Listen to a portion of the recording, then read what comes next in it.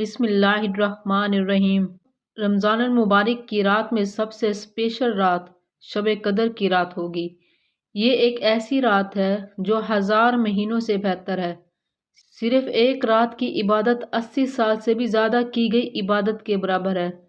قرآن پاک میں اللہ تعالیٰ نے پوری سورت اتاری، سورت قدر، جس میں اللہ رب العزت نے لیلۃ القدر کے بارے میں فرمایا، تو آپ اس ایک رات میں جو بھی عبادت کریں گے وہ 80 سال سے بھی زیادہ کی گئی عبادت کے برابر ہے۔ اسپیشل ان طاق راتوں میں تلاش کریں۔